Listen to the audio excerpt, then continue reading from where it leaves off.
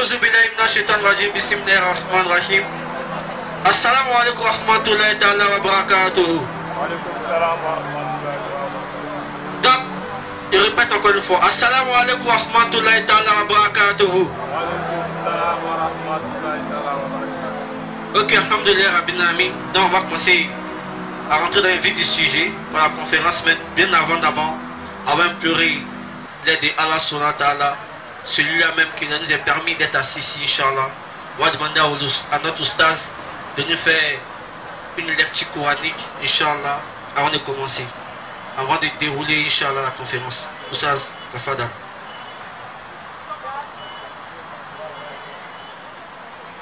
أعوذ بالله من الشيطان الرجيم بسم الله الرحمن الرحيم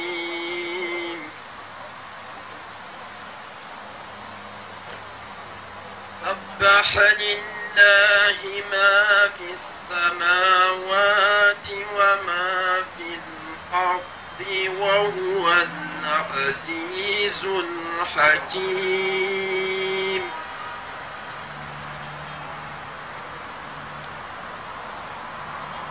يا أيها الذين آمنوا لم تقولون ما لا تفعلون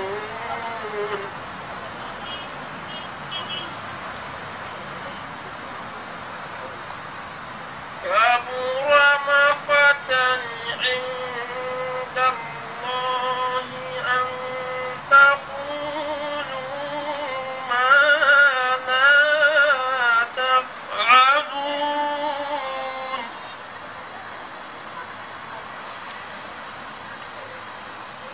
يا أيها الذين آمنوا لم تقولون ما لا تفعلون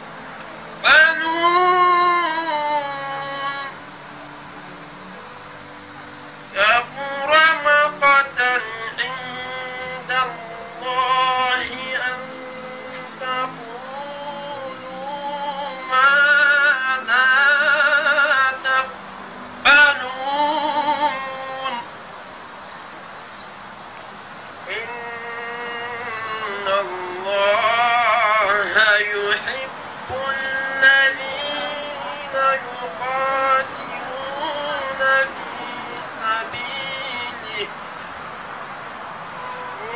سبيله صفا كأنهم بنيان مرصوص وإذ قال موسى لقومه يا قوم لم تؤذونني وقد تعلمون أني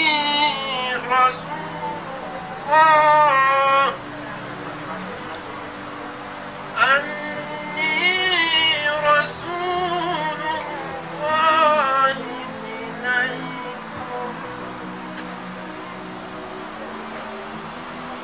وقد تعلمون أني رسول الله إليكم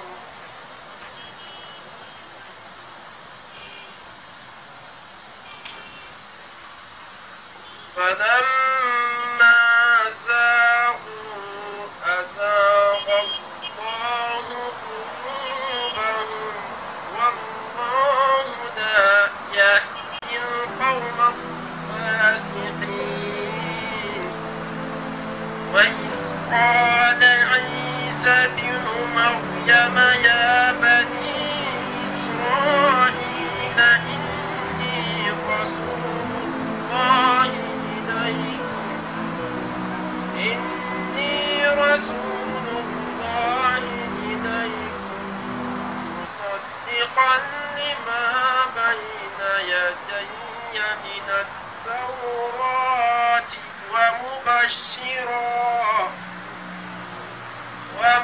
مبشرا برسول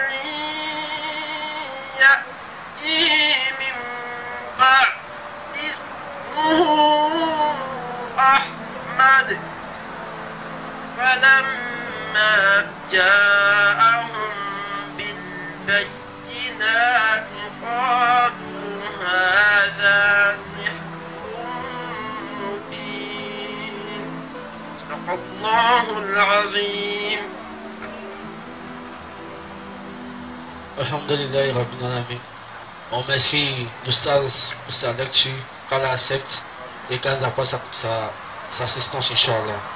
Donc, on va maintenant passer au vif du sujet, qui est la conférence sur le thème de la vraie face de l'islam. Donc, on va laisser maintenant les frères Ikra Abdallah Lopez et les frères Kofi Ibrahim, Inch'Allah, nous entretenir ici 2 heures. Et Inch'Allah, après les interventions, vous aurez droit aux séances de questions. Et Inch'Allah, on prendra les bénédictions de clôture. Et Inch'Allah, on demandera la vôtre, Inch'Allah. Allah facilite. Rahmatullahi wa barakatuh. Wa salatu wa salamu ala rasulillah. Rabbi shrah li sadri wa yassir li amri wa hulul uqdatan min lisani yafqahu qawli. Allah, le maître de l'univers. Alhamdulillahi Rabbil Alamin. Alhamdulillahi Rabbil Alamin. Louange Allah, le maître de l'univers. Louange Allah qui accorde ses faveurs à l'ensemble des êtres humains, malgré les désobéissances. Louange Allah qui a facilité ce jour. Louange Allah qui a réuni nos parents ici. Louange Allah de nous avoir accordé ce temps. Louange Allah d'avoir accordé sa subsistance à toutes les créatures. Louange Allah d'avoir réuni ce public ici. Et nous le remercions encore pour toutes ses faveurs, pour toutes ses grâces. Nous remercions toute l'assistance. Nos papas ici présents, ainsi que tous les membres d'ici. Nous implorons la bénédiction, la grâce, les faveurs d'Allah sur l'ensemble des messagers, dont le dernier est le prophète Mohammed sallallahu alayhi wa sallam. C'est un plaisir pour les frères de Nourdin Jama que vous mettez à les écouter ici. C'est un plaisir pour nous, c'est un honneur. Et nous venons avec l'aide de l'humilité pour vous dire encore merci pour votre présence et louange à Allah. Nous sommes dans un cadre bien précis. Le thème qu'on veut essayer d'analyser aujourd'hui, comme nous le disons, la vraie face de l'islam. Pourquoi ce sujet? Pourquoi ce thème? Pourquoi cette thématique? Parce que, on le dit, les nuages ont trop duré sur la montagne. Les nuages ont trop duré sur la montagne. Parce que nous savons tout de l'islam. Je le dis bien, nous savons tout de l'islam. Mais ce que c'est réellement l'islam, moi je n'en sais pas. La grande majorité, nous n'en savons pas. Ou bien nous avons une idée un peu préconçue de l'islam. À travers quoi? Ce que les gens nous présentent. On peut voir tel, comme on le dit, on peut voir tel arabe agir ainsi. Dès qu'on le voit qu'il est arabe, on dit c'est l'islam. Ça, je peux parler dans la zone orientale. Mais quand nous venons précisément en Afrique et en Côte d'Ivoire, quand on voit soit, excusez-moi du terme, le parent Djoula pratiquer l'islam d'une autre manière, immédiatement, on accuse.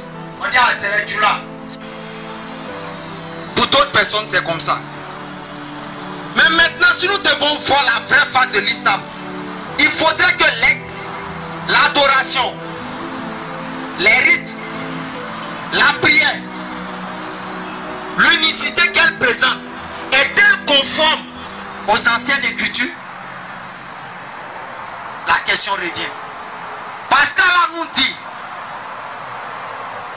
à la sourate 42, le verset 13, il nous dit, il vous a légiféré en matière de religion, ce qu'il a enjoint à Moïse, Abraham, Salomon, Jésus. Établissez la religion de Dieu, n'en faites pas un sujet de division. Alors nous fait savoir que quoi? La religion que nous pratiquons, c'est la même qui a été pratiquée dans le passé. Ce que Moïse a pratiqué, c'est celle que les musulmans d'aujourd'hui la pratiquent. Ce que Jésus, que la paix et la bénédiction de Dieu soient sur eux, a pratiqué, c'est ce que les musulmans pratiquent aujourd'hui. Et ce que Mohammed sallallahu alayhi wa sallam a pratiqué, c'est ce que les musulmans pratiquent aujourd'hui. Or que la base d'une religion, elle repose sur l'unicité de Dieu.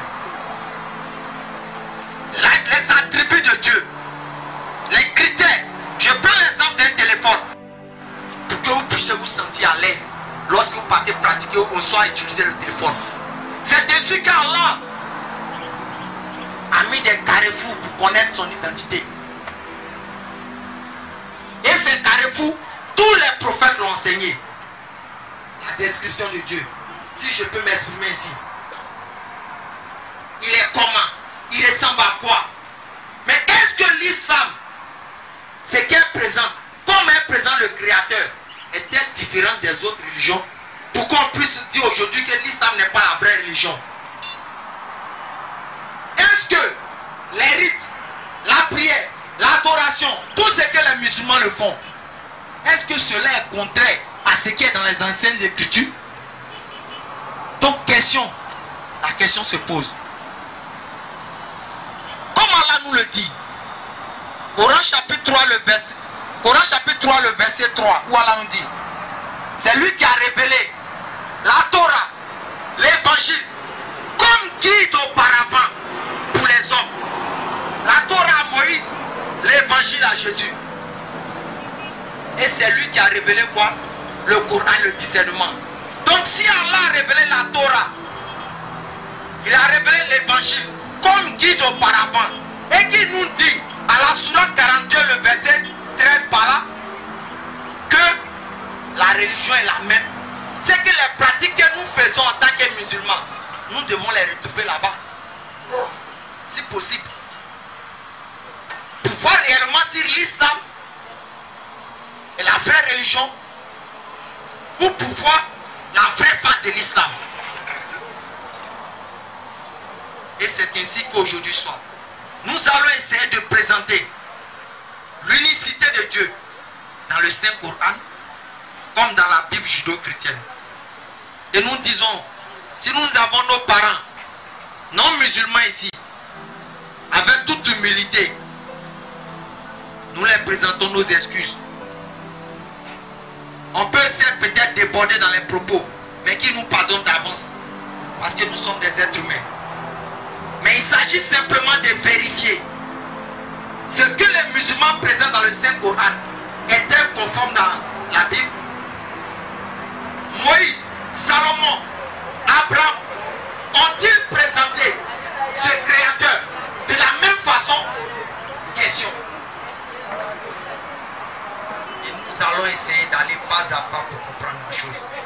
Parce que je le dis, quand nous disons la vraie face de l'islam, ça sous-entend que nous devons savoir si l'islam, c'est pratiquer le fait, et dans les autres religions. Pour prouver qu'elle est vraie. Soit, moi je dois remettre de l'argent. Quelqu'un doit venir me donner de l'argent. Mais avant qu'il vienne me donner de l'argent, qu'est-ce qu'on fait? On appelle auparavant. Ah, lui qui va venir, c'est tel monsieur. Il va porter un habit rouge. Il va porter une chaussure noire. On te donne sa description. Maintenant, quand il vient devant toi, tu es rassuré que c'est à lui que tu dois donner cet argent. Donc, quand nous aussi, on est musulmans, nous prions, nous pratiquons. Nous devons voir effectivement, pour avoir la certitude, c'est pas pour dire que nous n'avons pas la certitude, mais pour confirmer plus encore nos caractères, notre caractère, il faudrait la vérifions dans la Bible judéo-chrétienne. Parce qu'il est déplorable. Par ignorance ou par souci d'orgueil, les gens disent ça, on ne la connaît pas. Que ce Dieu qu'on présente, ça c'est un Dieu de la lune. C'est un Dieu lunaire. Ce Dieu qu'on présente, ce Dieu qu'on appelle Allah, c'est pas Dieu. Oui, chers parents, vous avez tort, vous avez raison. Vous avez raison dans quel sens? Dans la mesure où les musulmans qui sont chargés de propager cette parole, de défendre la cause d'Allah, pour ce qu'ils ont été créés, pour ce qu'ils ont été amenés sur cette terre, ne le font pas. Donc vous avez raison.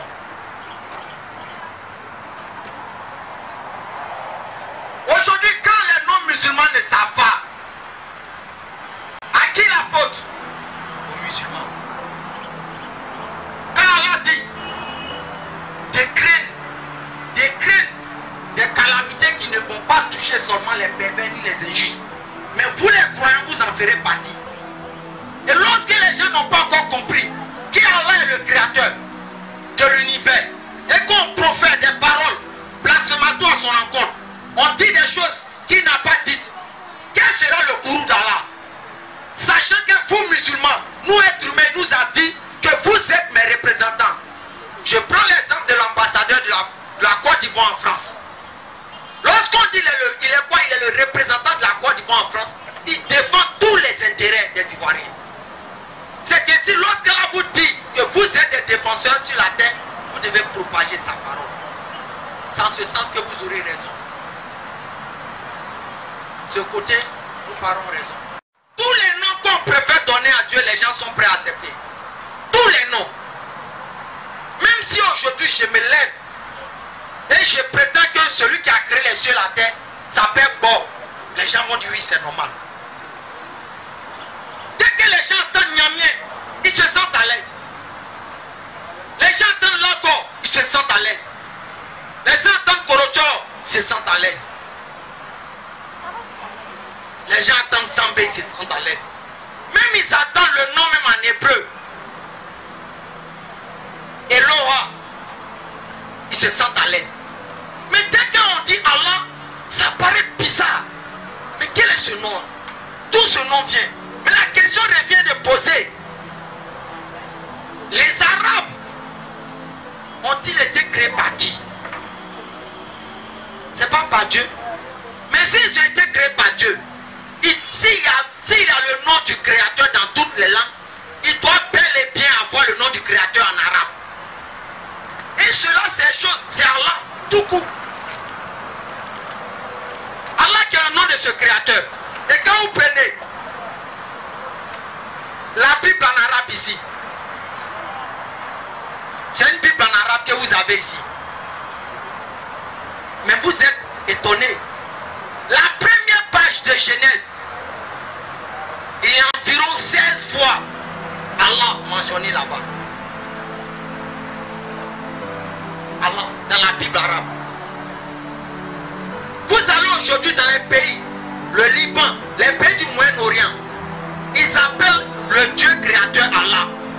Mais si ce Dieu créateur qu'on appelle Allah, nos parents qui sont francophones, ou bien qui sont anglophones, prétendent que ce soit le nom de Satan, mais c'est le nom d'une idole.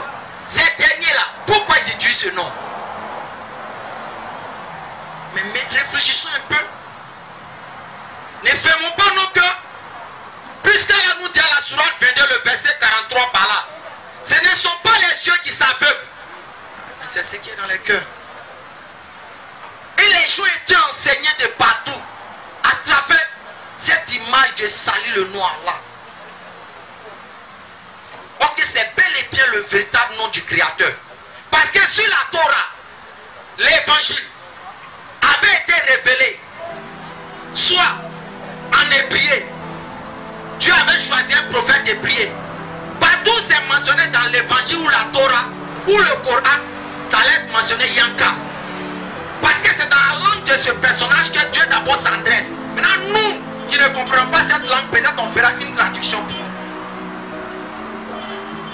Dieu s'est adressé aux enfants d'Israël d'après ce qu'on nous a présenté en hébreu. Mais le nom de de ce créateur-là, on dit vous allez en Israël, c'est ce même nom-là qu'ils ont dans leur langue. Même si vous parlez le français, vous êtes obligé de parler dans leur langue. Comme façon les musulmans l'ont imposé.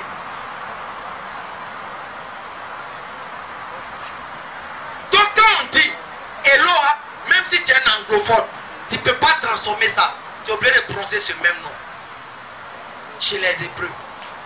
Or Jésus, que la paix et le Seigneur de Dieu soit sur lui, parlait deux langues. L'hébreu et l'araméen. Il parlait l'hébreu dans le cadre de quoi? Des révélations de la Torah qui était en hébreu. Allah lui a permis de pouvoir connaître l'hébreu pour pouvoir discuter avec les scribes et les pharisiens qui maîtrisaient les textes en hébreu. Maintenant, lorsqu'il était en face du public, en Galilée, les villes où on parlait l'araméen, il s'adressait en araméen. Or, le nom du créateur en araméen, c'est Allah. Allah. A-L-L-A-H-A. Ça, c'est le nom du créateur en araméen. Donc, quand Jésus parlait l'araméen, il utilisait Allah. Il n'utilisait pas Dieu. Parce que c'est dans sa langue maternelle d'abord. Maintenant que Dieu vient s'adresser à un dernier messager, qui est Mohammed sallallahu alayhi wa sallam, dans sa langue arabe, quel est le nom qu'il va utiliser? C'est bel et bien Allah. Mais aujourd'hui, c'est la mission du diable. C'est la mission du shaitan. Comme Allah l'a dit. À la sourate 11, verset 18 par là. Il dit, il n'y a pas plus injuste que ceux qui mettent des mensonges sur Allah. C'est dit, il arrivera des gens qui font ça. Vont dire, Allah n'est pas Dieu. Allah c'est idole. Allah c'est Satan. C'est ce que les gens feront. Pour salir. L'objectif c'est ça. Quand quelque chose on salit, ça décourage. Et quand on est découragé, on va sur notre voie. Donc nous revenons pour dire, est-ce que Allah que Mohammed sallallahu alayhi wa sallam a décrit, présenté dans le Saint-Coran, sa description qu'il a donnée, est-elle différente dans la Bible? Question. Et après nous allons parachever par un peu l'annonce de Mohammed sallallahu alayhi wa sallam dans la Bible judéo-chrétienne. Parce que les gens pour dire que Mohammed sallallahu alayhi wa sallam n'est pas un prophète, c'est qu'il n'est pas dans les anciennes écritures. Mais ça serait un peu malhonnête de notre part, sachant que l'histoire des Arabes, d'Ismaïl, a commencé dans la Bible. Mais si elle a commencé dans la Bible, forcément il y a où ça s'est terminé. Donc nous allons revenir dessus, Inch'Allah. Donc nous venons pour dire, Allah a donné une sourate qui est un carrefour où tout soi-disant Dieu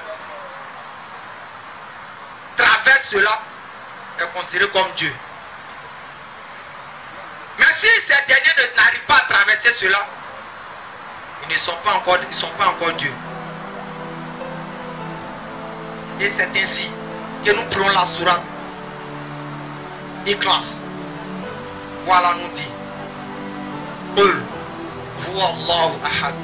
Mohammed dit, il est Allah l'unique. Allah a déjà donné son nom. D'abord, le nom est présenté là. Maintenant, pourquoi l'unique? Pour faire savoir aux Arabes. Parce que les Arabes avaient la connaissance d'Allah, mais simplement qu'ils associaient des divinités à Allah. Ils donnaient des échos à Allah. Donc Allah va les rappeler d'abord ce nom et leur faire comprendre que quoi? Il est unique. Comme Dieu l'a dit aussi dans Ésaïe 42, le verset 8 par là, en nous disant, je suis l'Éternel, ou bien d'autres termes, je suis Yahweh, ou Yahweh, c'est là mon nom. Je ne donnerai pas ma gloire à d'autres dieux. Pour dire, vous voyez, l'Éternel d'abord donne son nom et il ajoute par la suite ce qui va le différencier des autres. Et Allah continue pour dire, Allahu Samad, c'est-à-dire il est l'absolu, celui que tous les êtres humains, sans exception, le blanc, le chinois, l'anglophone, l'africain, qui existe sur cette terre, doit l'implorer. Lam Yalid wa Lam Yulad. Il n'a pas engendré. Parce que toute créature, ou soi-disant Dieu, engendre. C'est fini. Il ne peut plus traverser ce carrefour. Il n'a pas été engendré non plus. C'est-à-dire toute créature, quel que soit, ils vont dire même si c'est Dieu qui s'est déplacé, qui est venu par-ci, et qu'il a été engendré, c'est fini. Il n'est plus considéré comme cet Allah. Et nul n'est semblable à lui.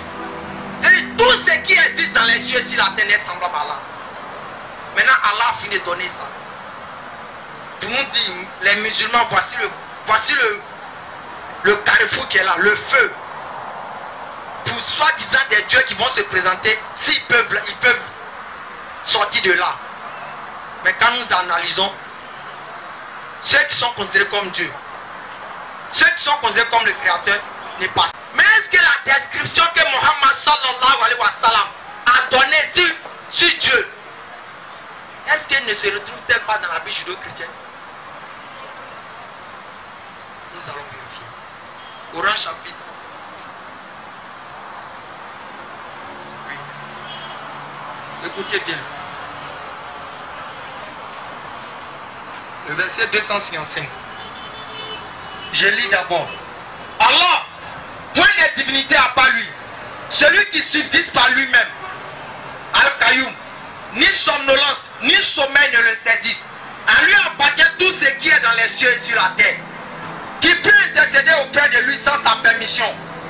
Il connaît leur passé et leur futur. Et sa science, il embrasse ce qu'il veut.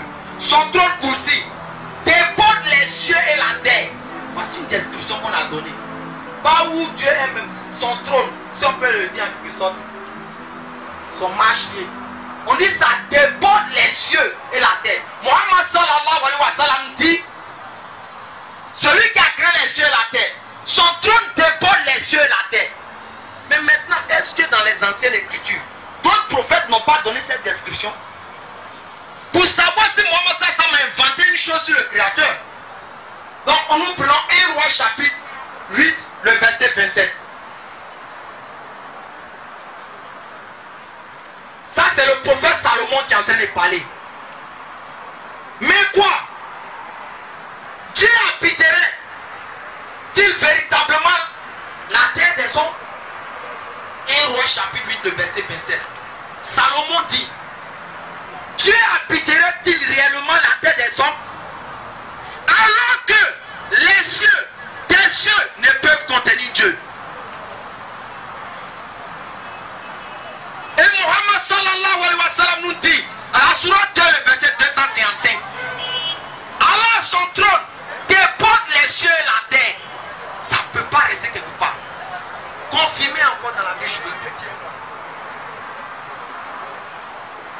Et encore, Allah va encore se décrire à travers ce que Mohammed sallallahu alayhi wa sallam dit. Allah nous dit quoi? Ni sommeil.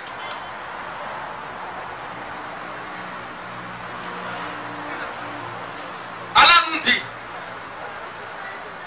qu'il ne dort pas. Ni sommeil ne le saisit. C'est-à-dire qu'il ne prend pas du repos. Ah, il va dormir pour que quelque chose l'échappe. Mohammed sallallahu alayhi wa sallam a décrit, a donné l'attribut du Seigneur comme ça. Mais maintenant, est-ce que cet attribut qu'il a présenté était différent dans les anciennes écritures? De l'univers présenté par Mohammed sallallahu alayhi wa sallam est la même chose que les anciens prophètes. Mais simplement les gens viennent dans la personne, dans une image de pouvoir salir et créer ce qu'ils veulent. Donc nous devons faire ressortir des versets coraniques. Si elles sont différentes, puisqu'Allah nous dit à la sourate 21, le verset 25, Mohammed, nous avons envoyé des messagers avant toi. Il n'y a pas un messager que nous avons envoyé sur cette terre, Mohammed, sans lui avoir dit, Mohammed, il n'y a point de divinité à part moi. Adorez-moi. Donc Allah nous dit qu'il y a tous les messagers qui sont venus. Ces informations-là, ils sont dit. Mais maintenant, allons-y vérifier où cela se trouve.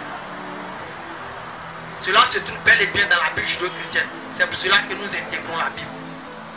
Sinon, nous n'avons pas besoin de faire cela.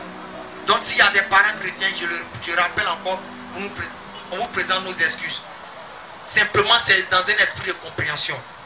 Donc, à la sourate 2, verset 265, Allah nous dit, ni sommeil, ni somnolence ne le saisissent. Il n'a pas besoin de ça. Quand nous prenons Somme 121, le verset 4, le verset 3 par là, celui qui te garde ne sommeillera point. Voici, il ne sommeille pas et il ne dort pas. Chers parents, où est la différence entre ce que Mohammed sallallahu alayhi wa sallam a présenté? Question. Où est la différence? Où est cette différence? Mohammed sallallahu alayhi wa sallam a appelé les hommes à l'unicité absolue de Dieu. Et cela a été prêché par tous les prophètes. À reconnaître qu'il n'y a qu'un seul Seigneur, un seul créateur des cieux et de la terre. Vous devez reconnaître qu'il n'y a qu'un seul, l'unique. Sourate 83, verset 19. Écoutez bien ce qui est dit dans les psaumes. Qu'ils reconnaissent que toi seul, dont le nom est l'Éternel, tu es le très haut sur toute la terre. Vers la fin du verset 265, qu'est-ce qu'il a dit là-bas? Allah, il est quoi? Le très haut, le très grand. Comme écrit dans les psaumes. Maintenant, la question est la suivante. Où est la différence? Donc vous devez être rassurés que ce Dieu que Mohammed a présenté aux êtres humains a les mêmes caractéristiques que celui que les enfants d'Israël ont connu. Et quand vous allez sur les différents sites juifs, cela est confirmé qu'en dehors des musulmans, il n'y a pas un autre peuple qui peut prétendre adorer celui qui a créé les cieux et la terre. Ça n'existe pas. Ils disent, le deuxième peuple après eux a adoré celui qui a créé les cieux et la terre et à avoir le véritable nom du créateur, c'est les musulmans. Donc cela doit être une fierté. Et Allah continue encore pour ce décrit. Nous prenons Somme 86, le verset 10.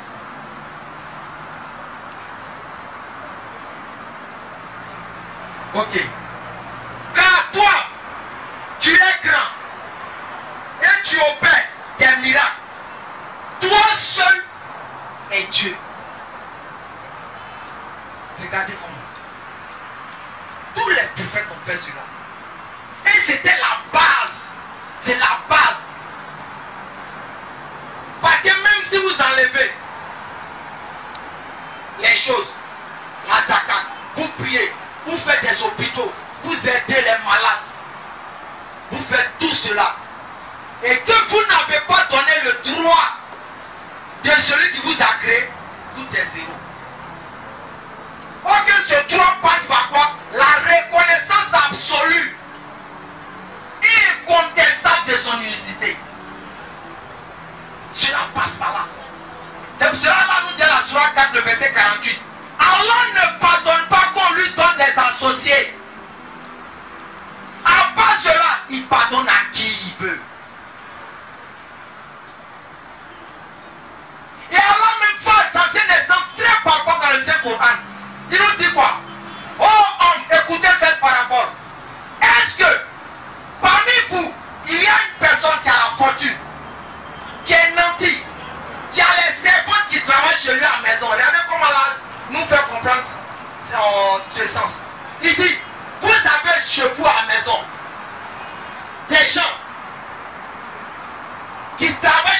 maison, vous êtes nantis, vous avez la fortune. Et puis pose la question, est-ce que vous allez prendre votre fortune que vous avez à la maison, partager à ceux qui travaillent chez vous à la maison, de sorte que vous soyez égaux dans la même maison? Il nous pose la question, les humains. Qui parmi nous ici peut faire cela? Moi j'ai l'argent, j'ai pris des gens pour travailler chez moi. Et je prends ma fortune et dis bon viens, prends ça. On est tous égaux dans la même maison. Ma femme, tout ça, on est égaux. Qui peut faire ça? Alors dit, lorsque vous n'arriverez pas à faire cela, vous ne devez pas me donner des égaux. Vous voyez comment Allah nous enseigne? Lorsque vous n'allez pas arriver à vous comporter comme ça, en prenant des gens à vous, à s'associer à vous, c'est que moi, Allah, vous ne devez pas le faire. Vous ne devez pas le faire. Donc c'est comme ça là nous présente. Et il nous dit, il donne ses paraboles à ceux qui sont doués d'une intelligence. Et nous allons encore. Mohammed sallallahu alayhi wa sallam décrit.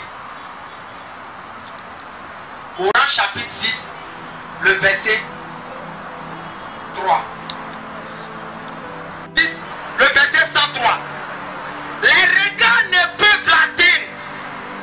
Cependant qu'il saisit tous les regards. C'est-à-dire qu'on ne peut voir Dieu. Mais maintenant, cette description que Mohammed sallallahu alayhi wa sallam a donnée dans le Saint-Coran, qu'on ne peut voir Dieu, est-ce que cela n'a pas été mentionné dans les anciennes écritures? Question. Et je vais sur les paroles de Jésus, que la paix et la bénédiction de Dieu soient sur lui.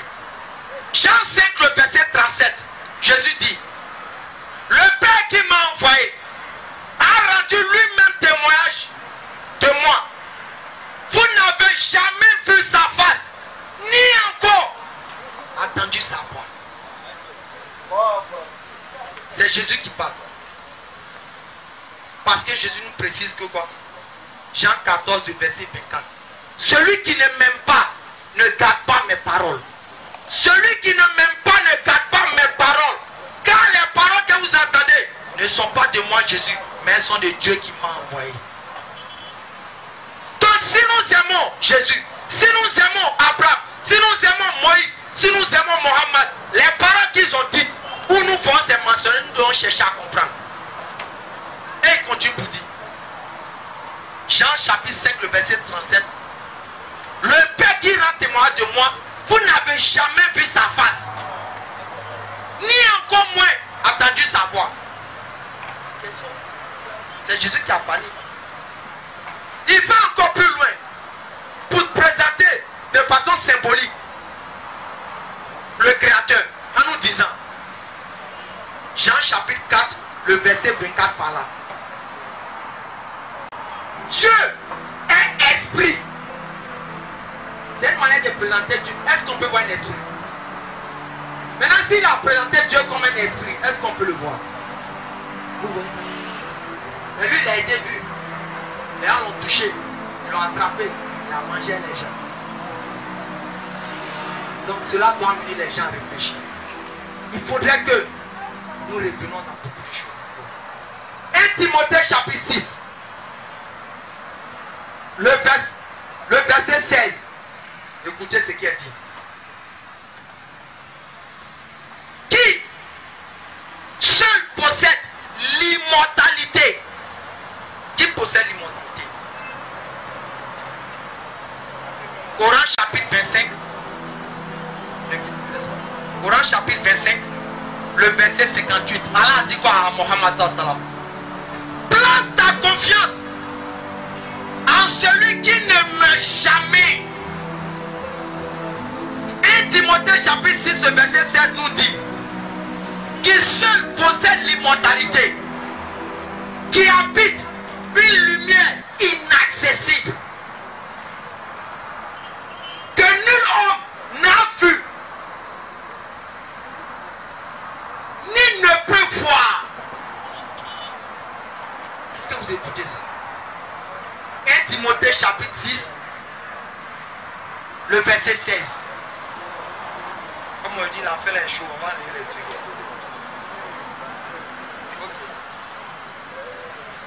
Donc, on continue pour dire. 1 Timothée chapitre 6, le verset 16 nous dit, qui possède l'immortalité, qui habite inaccessible, que nul homme n'a vu, ni ne peut voir. À lui, honneur, puissance éternelle.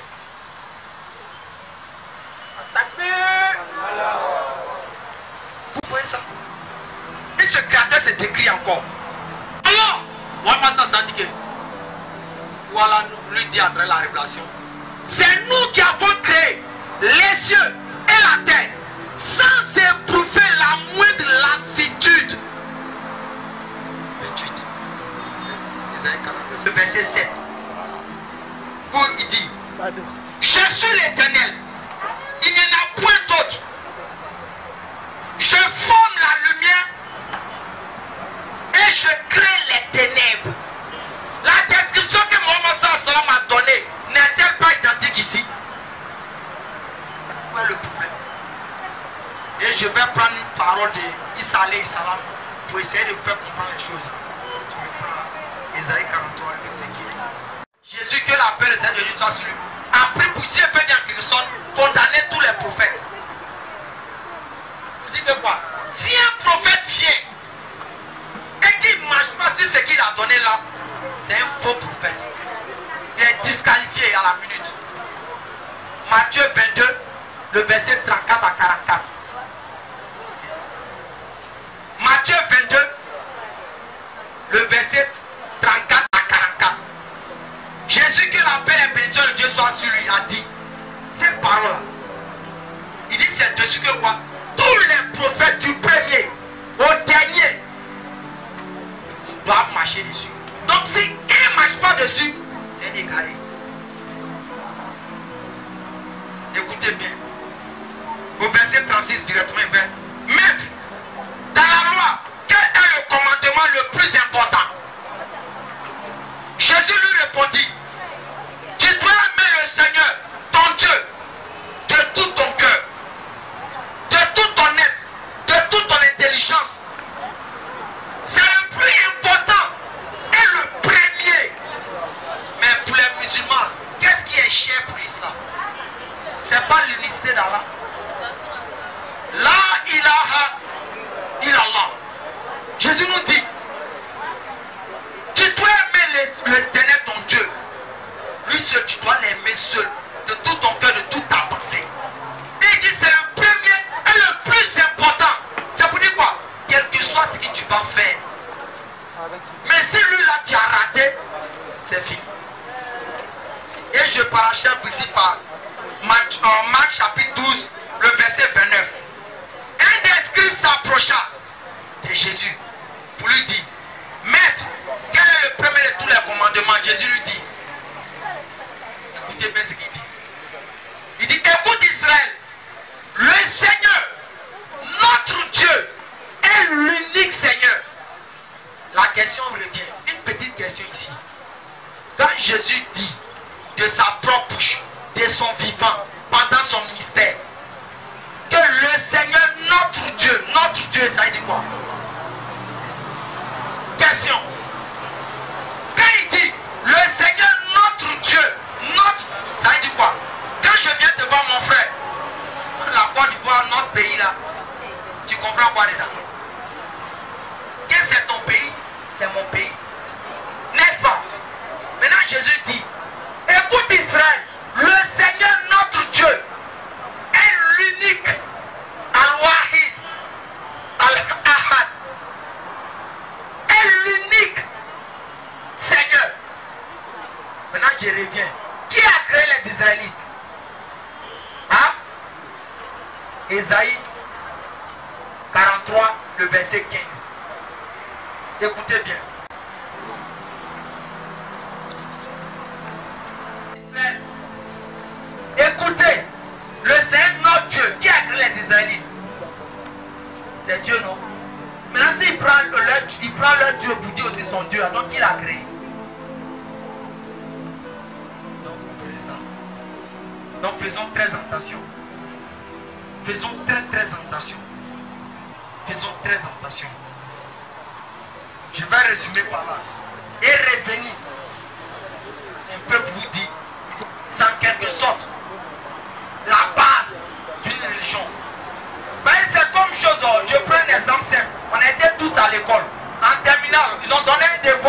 choses de géométrie, problème.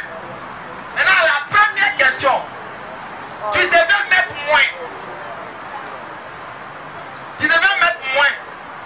Et c'est moins qui est le résultat, c'est le bon résultat. Maintenant, tu as mis plus. Quand tu mets plus ça, tu traites, non? Tu as traité tout le problème. Dès que tu sors, oh non, j'ai tué, il n'y a rien. Ça, c'est une 18. On dit, non, tu as tué. Et puis dans le couloir, les gens passent. Et on a vu le résultat, c'est moins on doit mettre. Qu'est-ce que tu fais? Aïe, aïe, aïe, aïe, aïe, aïe, putain. Tu as vu? Malgré tu as traité tout le résultat, mais c'est quoi? C'est faux. Donc pour dire que quoi? Les gens peuvent adorer comme ils veulent, aider les pauvres, faire ce qu'ils veulent. Mais si la base, qui est l'unicité absolue de Dieu, est fausse, elle est nulle. Donc faisons très attention. Si la base que Jésus, que la paix de Dieu soit sur, a même décrit dans Matthieu 22, le verset 36 par là, qu'on doit aimer Dieu seul. Il dit c'est le plus important. Mais si vous faites ça, que vous faites, même si vous pratiquez, vous jeûnez, vous chantez, Dieu s'en passe de ça. Vous devez revenir, mettre son moyen là. C'est comme ça. Tu as mis plus, tu as traité. C'est la même chose comme ça. Tu as toi qui tu fais, tu as pris, tu as gagné manger, tu as gagné voiture, tu as gagné l'argent, tout. Mais tu penses que parce que tu as gagné ça, c'est vrai. C'est comme tu as mis autre chose en plus dans ton résultat. Tu as traité. On prend quoi? 1 Jean chapitre 4, le verset 12, on dit quoi? Personne n'a jamais vu Dieu. Personne. Mais si nous aimons les uns les autres, Dieu demeure parmi nous. Donc si on n'a jamais vu Dieu, Moïse n'a pas été vu, Abraham n'a pas été vu, Jésus n'a pas été vu, Mohamed Sassan n'a pas été vu. C'est-à-dire ce seul verset là, ça brûle tous ceux-là si on veut les considérer comme des dieux. Parce qu'on dit personne n'a jamais vu Dieu. Maintenant si on n'a jamais vu Dieu, ceux qui ont été vus là sont qui? Question. Donc chers parents, pour vous dire, l'unicité de Dieu dans le Saint-Coran est pareille dans la Bible judéo-chrétienne. Donc nous venons pour dire, c'est l'avènement de Mohammed sallallahu alayhi wa sallam dans la Bible judéo-chrétienne. Parce que tous nos parents, nos musulmans, quand on veut dénigrer Mohammed, on veut l'insulter, on veut le qualifier de pervers, dire ceci, cela, c'est pour eux, il n'est pas dans les anciennes écritures. Et si Mohammed sallallahu alayhi wa sallam n'est pas là-bas, c'est que c'est un faux prophète. C'est ce qui est là. Maintenant quand tu poses la question, il est dedans. On dit non, il n'est pas dedans. Il est dedans, on dit il n'est pas dedans. On te pose la question, il faut montrer son nom. Ah, musulman, tu es calé. Il n'y a pas son nom. Il n'y a pas son nom. Ah, j'ai chaud. Non, mais c'est ça, on dit de ne pas faire 2 poids 2 mesures. Parce que les prophéties même qui parlent de l'avènement de Jésus dans la Bible, dans l'Ancien Testament, son nom n'est pas à côté de ces prophéties. Aucune prophétie de l'Ancien Testament où on présente soit peut-être Jésus qui va venir, son nom n'est pas à côté. Mais maintenant, si son nom n'est pas à côté de ces prophéties, comment les gens ont su que cette prophétie parle de lui? C'est parce que c'est quoi? Quand il est venu, il a accompli ce que ça décrit, n'est-ce pas?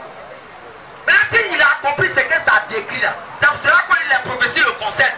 Mais maintenant, vérifions des prophéties aussi là-bas, pour voir si ça s'est accompli à Mohammed sallallahu alayhi wa sallam. Ou bien, donc, nous allons Deutéronome 18 pour voir ça. Parce que, écoutez bien, et on va faire la description pas à pas. Deutéronome 18, le verset 18. Les gens disent non, on peut remonter au verset 15. Remontez, je vous donne après du verset 15 jusqu'à 18 par là. Prenez l'ascenseur comme on le dit. Où Dieu est en train de parler à Moïse en lui faisant une promesse dans l'avenir. Deutéronome 18, le verset 18, il dit quoi? Ce qu'ils ont dit est bien. Je les susciterai du milieu de leur frère, un prophète comme toi. Je mettrai mes paroles dans sa bouche. Et il leur dira tout ce qu'il. Il leur dira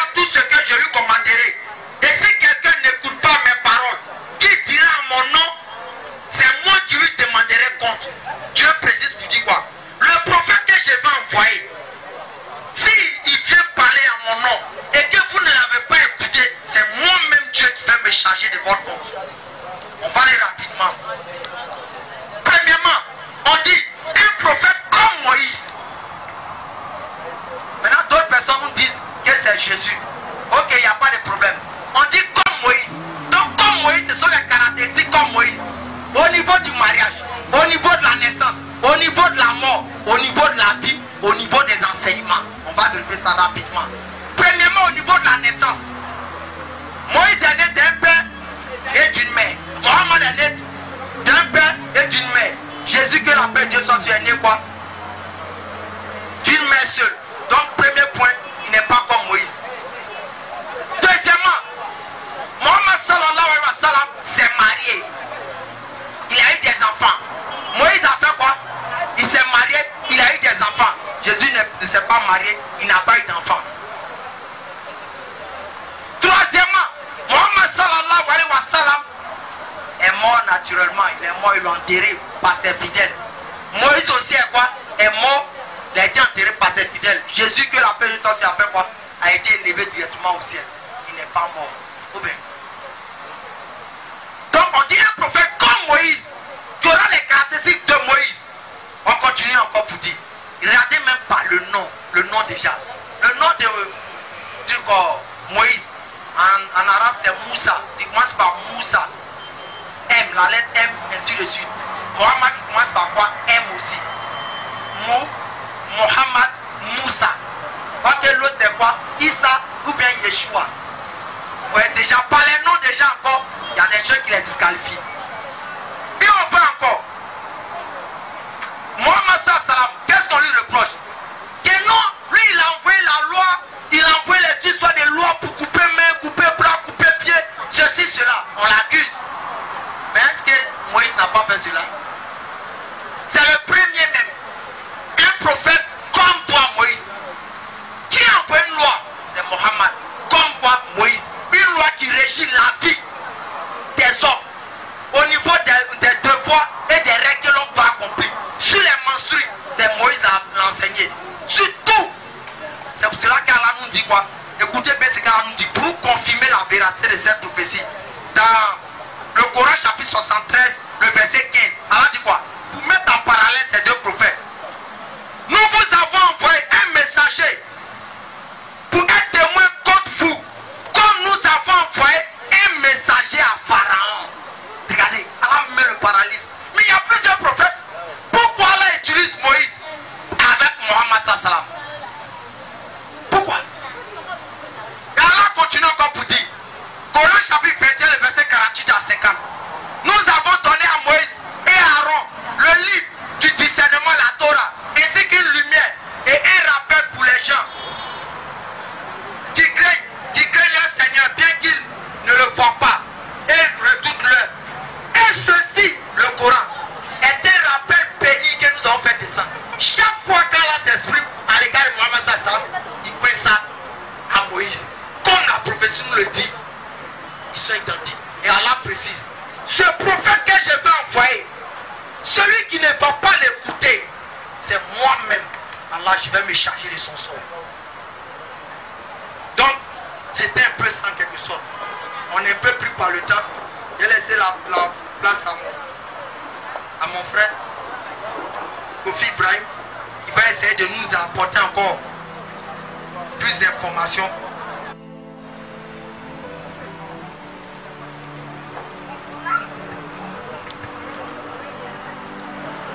Ok, alhamdoulilah, Rabbi Alamin. At-Takbir.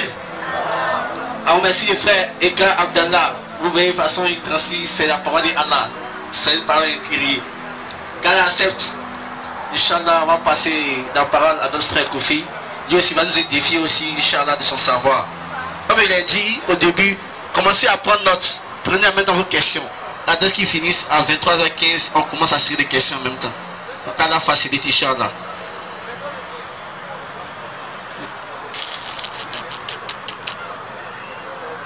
Ok. A'udhu billahi minash shaitanir rajim. Bismillahir rahmanir rahim. Wassalatu wassalamu ala rasulullah. Nous remercions Allah qui a voulu que nous soyons là ce soir en très bonne condition Et il sait pourquoi il favorise une telle rencontre. Et sa bénédiction et sa grâce soit sur le vénéré prophète Mohammed sallallahu alayhi wa sallam, sur lui et sur sa famille, et ainsi que tout véritable prophète envoyé par Dieu dans le but de tirer les hommes des ténèbres spirituelles à la lumière parfaite. Donc, chers parents, musulmans, non musulmans, salam alaikum wa rahmatullahi wa barakatuh. Salam alaikum, c'est la meilleure formule de la salutation. C'est une prière, demande à Dieu à votre faveur. Salam alaikum, c'est un mot arabe. Maintenant, la définition en français veut dire que la paix de Dieu soit avec vous. Qui n'aime pas la paix parmi vous? Tout le monde aime la paix.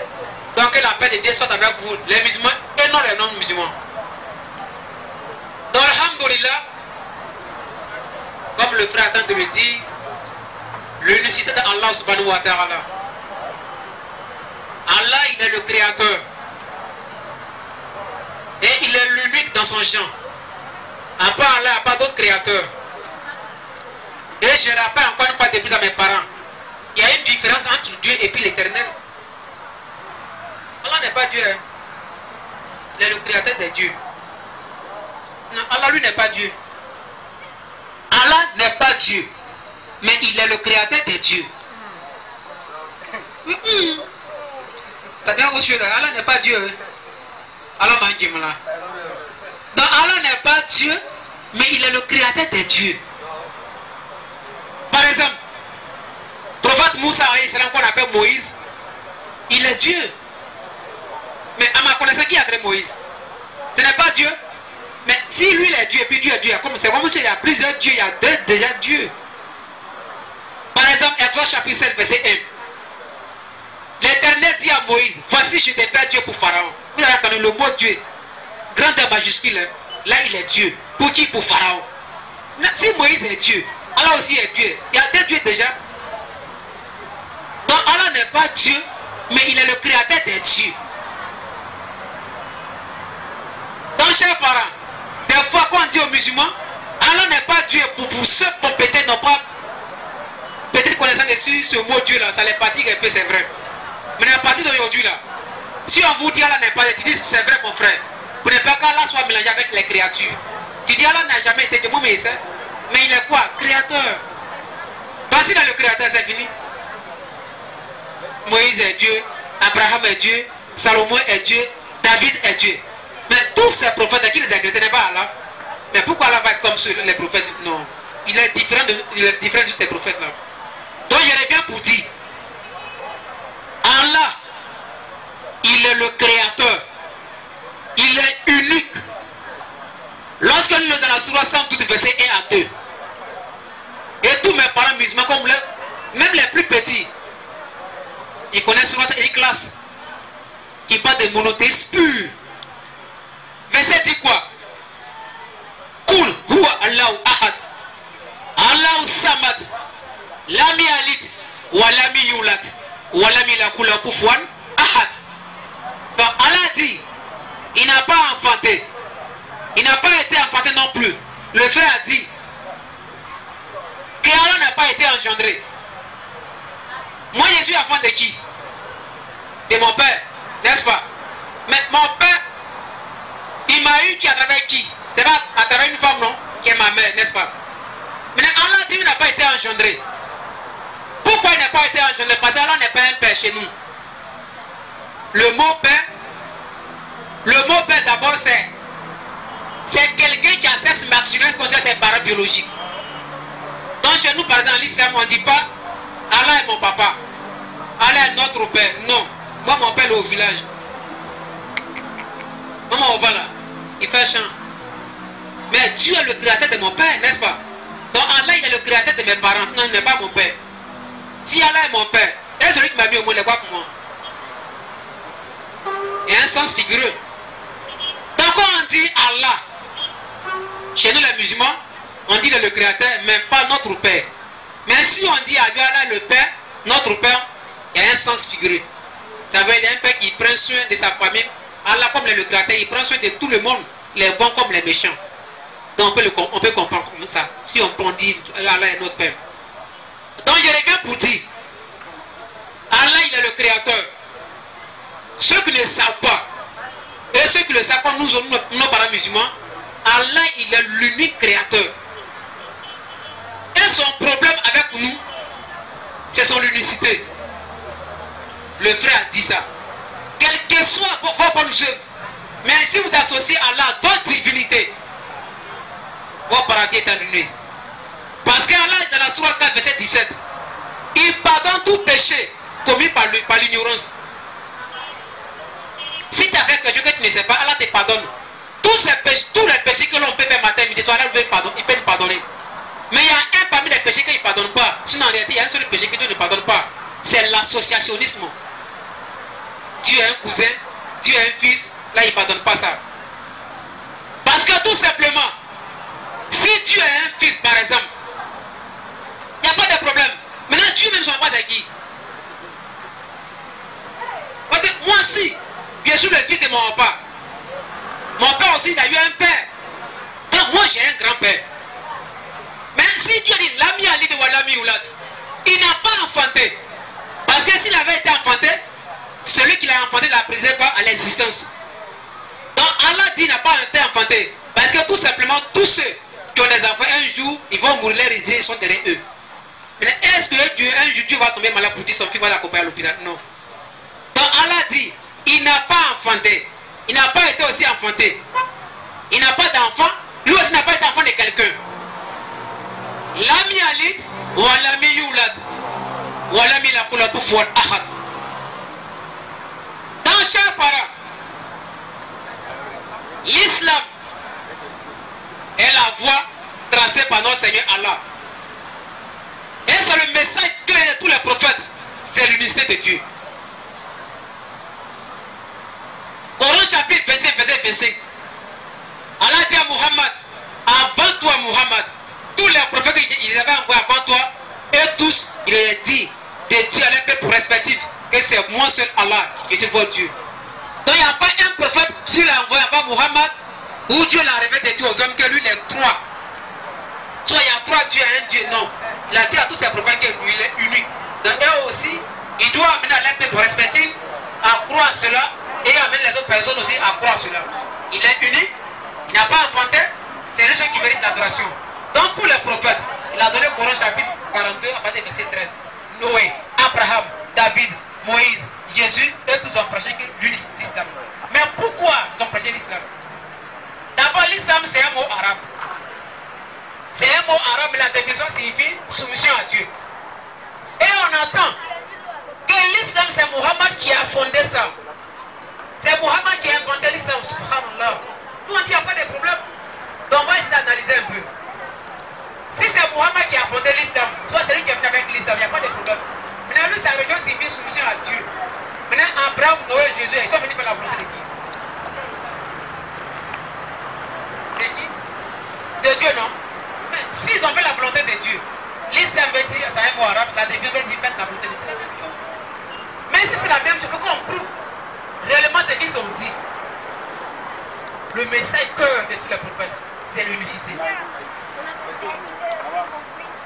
Muhammad sallallahu alayhi wa sallam a dit, Coran chapitre 41, le verset 6, dit ô homme, je suis en fait un être humain comme vous. Il m'a été révélé que votre Dieu est un Dieu unique. La ilaha illallah. Allah il est unique. La ilaha illallah. C'est la base de message fondamental de tous les prophètes. Commençant par Noé jusqu'à Isa alayhi salam, Jean-Baptiste, Mohammed qui est le dernier prophète qui est salué de soit eux. Donc le message de tous les prophètes, c'est ça. Dieu étant unique Dieu, il a révélé sur ses prophètes d'enseigner à nous autres. Parce qu'on nous dit que Dieu est jaloux, oui. Est-ce que l'homme n'est pas jaloux aussi? L'homme fait la jalousie sur quoi? On dit Dieu est jaloux. L'homme aussi fait la jalousie. Mais c'est sûr que l'on fait la jalousie. Allah m'a dit maintenant. Donc je reviens pour dire, Dieu il est unique, Allah il est unique. Il a dit à Muhammad de Dieu aux hommes, Coran chapitre 41, le verset 6. Oh homme, je suis en fait un être humain comme vous, moi qui vous baissez un homme comme vous. Mais est-ce que ceux qui l'ont précédé n'ont pas dit aussi la même chose? si Mohammed a dit les hommes, pour ne pas qu'on nous traite de menteurs, on va voir si les prophètes qui l'ont précédé aussi, s'ils n'ont pas dit quelque part de l'être vivant, qu'ils sont hommes comme lui, s'ils n'ont pas dit ça, on peut dire Mohammed est disqualifié.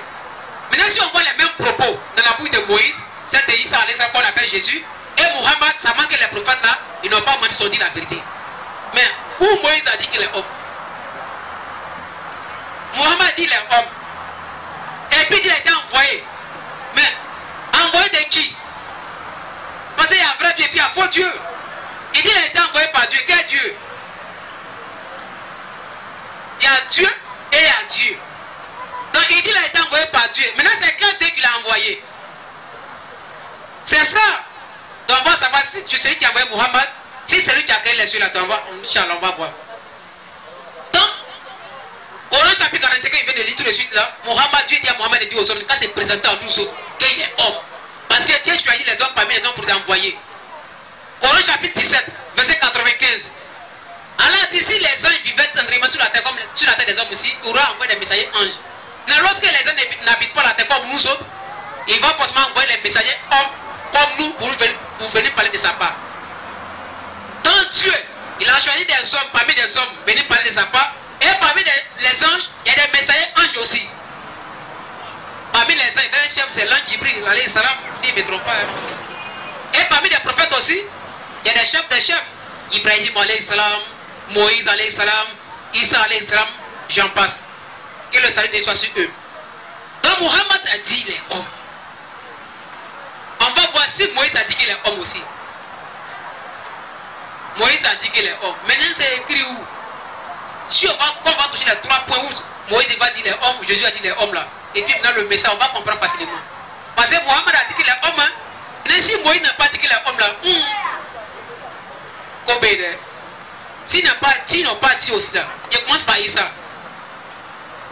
On prend dans Jean 8. Jean chapitre verset 40. Mais je reviens pour dire d'abord. Je m'excuse encore une fois de plus, il y a de mes parents non musulmans ici, je m'excuse. On n'est pas venu saboter la foi de quiconque ici, non.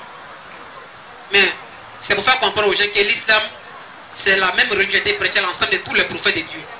Maintenant, comme l'image est mal, l'islam est mal vu pour certaines personnes, on est obligé d'apporter un peu la lumière pour montrer à nos parents que l'islam, en réalité, quand on dit l'islam, veut dire soumission à Dieu, donc à Abraham, Moïse et tous les musulmans.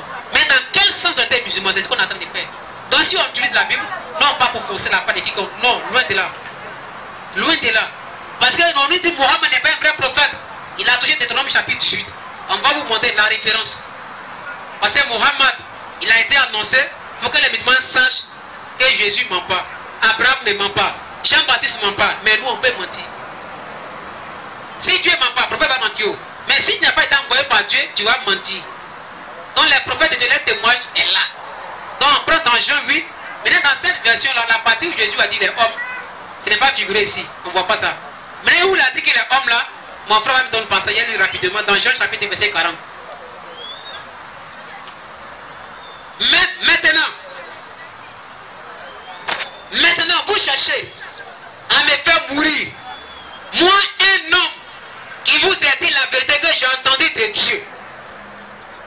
Ça, c'est Jésus qui a dit que le salut de Dieu soit sur lui. Mohammed sur le 41, le verset 6. Allah dit à Mohammed de dire aux hommes, dit, Ya Haywanas, c'est-à-dire, oh les hommes, je suis un être humain comme vous. Il m'a été révélé que votre Dieu est un Dieu unique. Il dit les hommes, et celui qui l'envoie aussi est unique. Jésus aussi, il a dit dans Jean 8, 40, pourquoi cherchez-vous à me faire mourir? Moi, un homme qui vous a dit la vérité que j'ai entendue de Dieu. Donc, Mohammed a dit les hommes, Jésus aussi dit les hommes. Dans les deux là, ils ont dit vrai. Mais ça ne suffit pas. Ils ont dit qu'ils sont hommes. Mais est-ce que Dieu aussi est homme? Bien sûr. Dieu n'est pas homme. Si Dieu devient homme, il n'est plus Dieu. Le frère a donné un passage ici, si je ne me trompe pas. Dans 2 Chroniques 6, verset 16 à 17. Les cieux, des cieux, ne peuvent même pas contenir Dieu. Ça veut dire quoi? Même son trône qu'on appelle Kursi, ça déborde les cieux et la terre. Maintenant Dieu me l'a comment? Ce n'est pas lui, hein? marche-pied là, c'est comme ça non? Si maintenant marche-pied de Dieu déborde les cieux et la terre, maintenant Dieu met comment? Ce n'est pas lui, hein? Marche-pied déborde les cieux et la terre. Maintenant le créateur là est comment? On comprend Dieu avec le cœur. Dans chaque problème, le message que de tous les prophètes, ils sont présentés à leur peuple respectif. Voilà comment nous sommes. Et on a été envoyé par qui? Par Dieu. Maintenant, qui est ce Dieu-là? Mohammed alayhi salam a dit que lui n'est pas Dieu, donc il est disqualifié. Il est homme. Maintenant, quand on est homme, on a été créé par celui qui n'est pas homme. Donc Jésus aussi a dit dans Jean 8:40, je suis homme. Mais s'il est homme, qui a créé les hommes? C'est Dieu. Donc lui aussi, il est disqualifié. Maintenant, on va chercher à savoir le créateur même c'est qui. Parce qu'Allah a son problème. Allah est tellement miséricordieux. Tout dans le Coran dit Rahman Rahim. Rahman Rahim. Il est miséricordieux, tout miséricordieux. Maintenant, son problème, il n'aime pas qu'on l'associe à d'autres divinités. Sinon, Allah est pardonné miséricordieux. Nous tous, on a fait des faux gras matin, midi et soir. Mais Allah lui pardonne. Mais il n'aime pas qu'on l'associe à d'autres divinités. C'est ainsi Allah dit dans le Coran chapitre. Si je ne me trompe pas, Coran chapitre 3, verset 48. Il dit pardonne tout péché, sauf shirk. L'associationnisme, comparer Dieu avec une de ses créatures, là il ne pardonne pas ça. Et ça, c'est la doctrine que Dieu a révélée à Moïse avant l'avènement de Muhammad alayhi salam. On a vu dans Ésaïe chapitre 40, verset 18. Dieu pose la question aux hommes. À qui me comparez-vous égal? À quelle image fera-t-vous que moi l'éternel je lui ressemble? Dieu nous pose la question. Dieu va ressembler à qui? L'homme? Tu as un oiseau? Non. Parce que c'est lui qui a créé les hommes et les oiseaux. Donc Dieu pose la question. Pourquoi l'homme que moi j'ai créé, il va me présenter, ça dit, c'est comme l'homme en train de rabaisser son créateur. Regardez les gorilles qu'on sort les singes. Ils ont été créés par qui? Ce n'est pas Dieu. Et aussi, il dit dans les langues, dans les mondes, ah, nous aussi sommes les images de Dieu là. Mais c'est injure. C'est injure. Regardez gorille, il devait ressembler à l'homme, mais s'il ne me trompe pas. L'homme a 5 doigts. Gorille aussi a 5 doigts. Regardez bien gorille. Hein. Quand l'homme a vrai palu là, n'est pas le Allah m'a dit là quoi. Donc, chers parents, Allah interdit ça. Il dit aux prophètes de venir enseigner aux hommes. Parce qu'il sait que les gens vont abandonner la foi à cause de l'idolâtrie. Parce que là, vous avez dit dans le Coran chapitre 16, le verset 63. Avant Mohammed, Dieu a envoyé des prophètes dans chaque nation. Mais avant l'avènement de Mohammed, le diable est venu égarer toutes ces nations-là avant l'avènement de Mohammed. Donc le monothéisme, c'est-à-dire le message clair plutôt, a été dénaturé par passager à travers l'aide des shaitan. Au lieu de dire Dieu est unique, les gens disent que Dieu est unique. Mais en même temps, ils croient que Dieu, il y a des petits qui sont à côté de Dieu. C'est-à-dire que Dieu a dit à Mohammed et dit aux hommes, l'ami alid ou l'ami youlad. Dieu n'a pas engendré, il n'a pas été engendré. Tout ce qu'on a en train d'imaginer sur Dieu, Dieu est comme lui, non. Tout ce qui existe est différent du Créateur. Donc Dieu pose la question de Ésaïe 40, verset 18. À qui me comparez-vous égal? Quelle image fera-t-vous comment l'éternel de lui ressemble? Dieu pose la question. Il pose la question, nous là, on veut présenter, ça dit, façon dont on est en train de réfléchir là. Dieu pose la question aux hommes. Vous voulez que moi il ressemble à qui? Même les anges là, mais c'est même pas ils sont comment? Les anges n'ont jamais dit quelque part. On veut qu'Allah soit comme nous.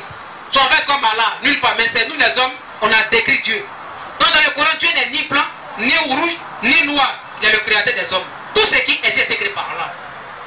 Donc tous les prophètes, ils ont dit qu'il y a un Dieu, l'unique.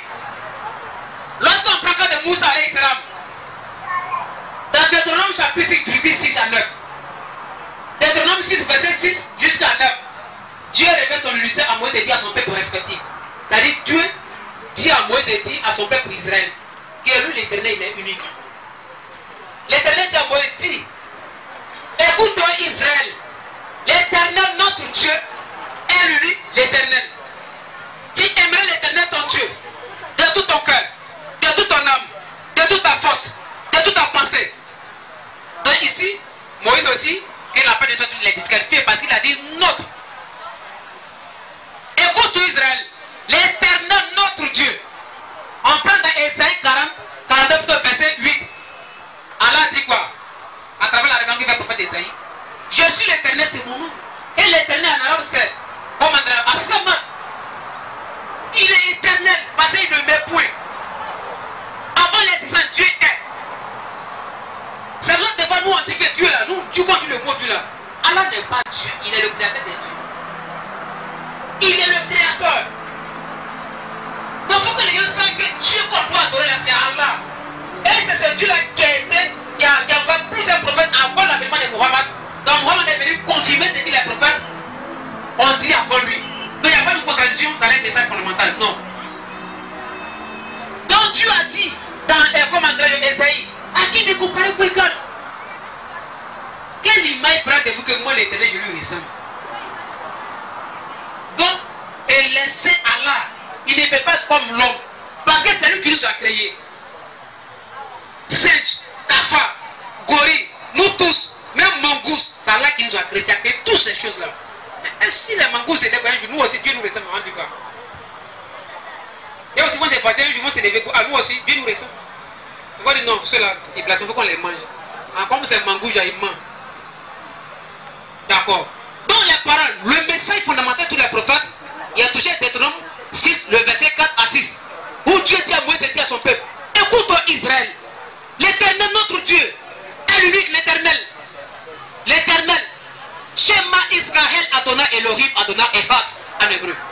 Dans tous les prophètes, le message cœur, c'est de dire à les peuples respectifs qu'il y a un seul Dieu. Mohammed n'a pas menti, Moïse n'a pas menti, Jésus n'a pas menti. Maintenant, où ils ont dit qu'eux-mêmes ont été envoyés par Dieu. Donc on dit l'islam. Le mot l'islam de musulman, c'est un mot arabe. Mais la définition veut dire quoi? Soumission à Dieu.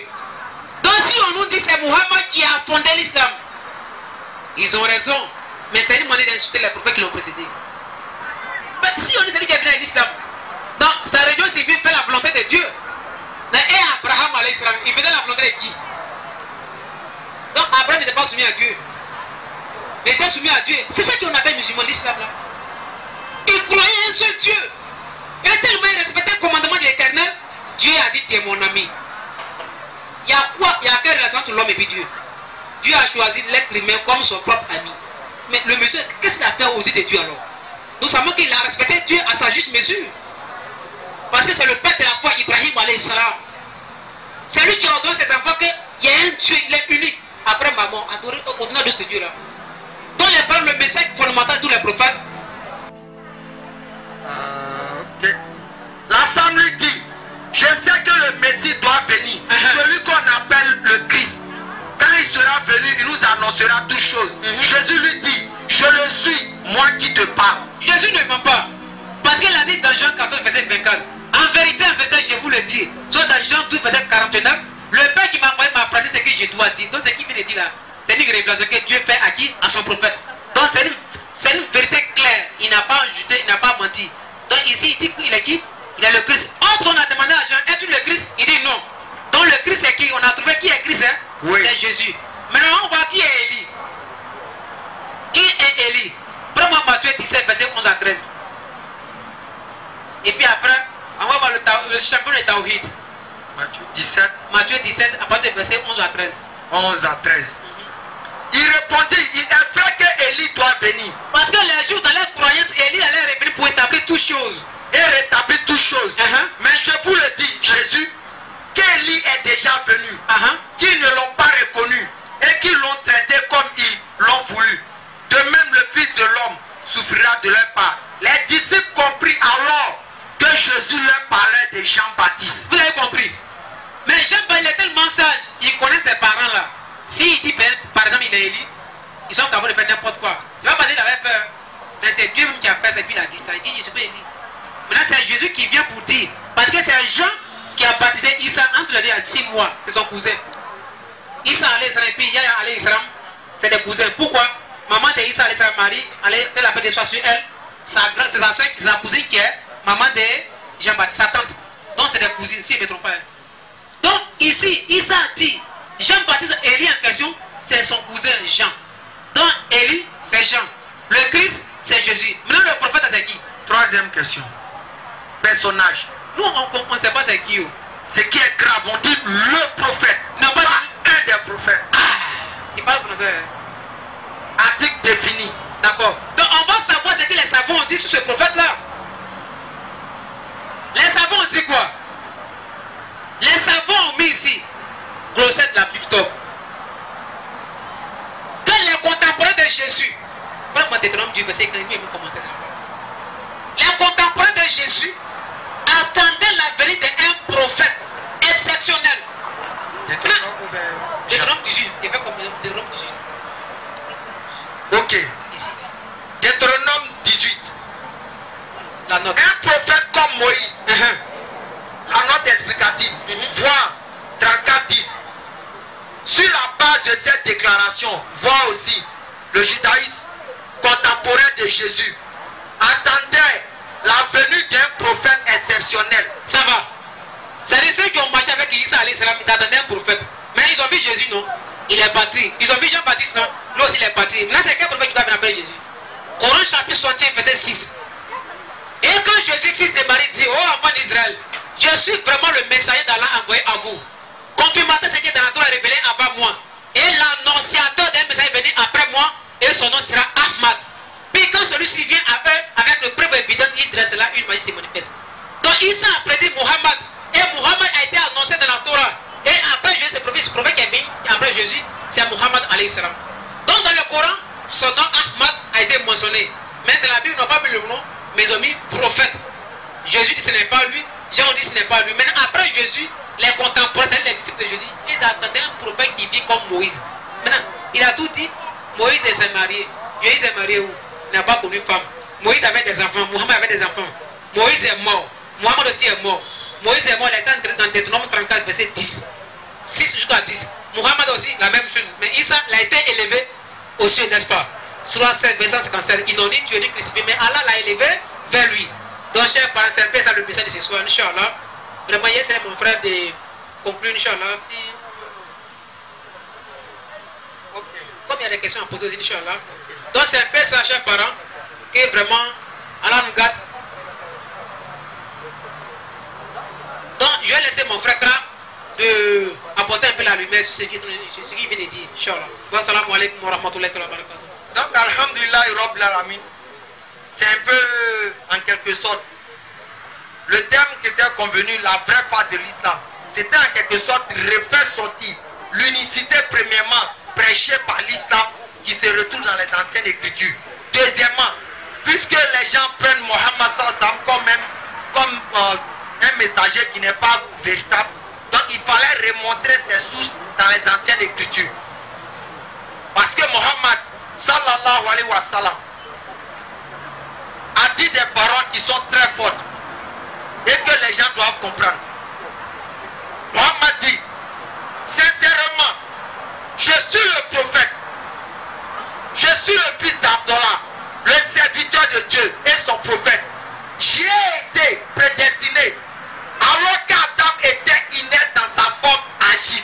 Mohammed sallallahu alayhi wa sallam dit: moi Mohammed, j'ai été prédit avant qu'Adam, lorsqu'Adam était dans sa forme, ne bougeait pas là. Moi Mohammed sallallahu alayhi wa sallam, Dieu m'a parlé de moi.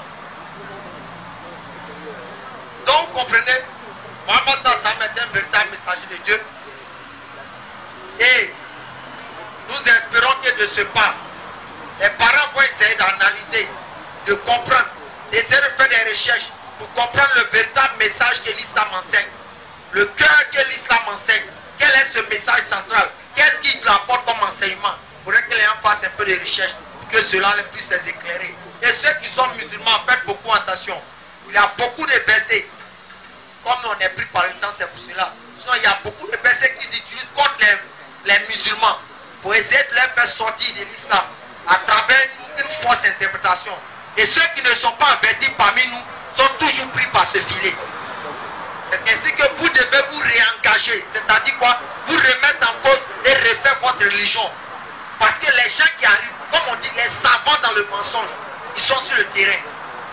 Demain, quand quelqu'un sort de l'islam, oh, à quel cafrier? Non, mon frère.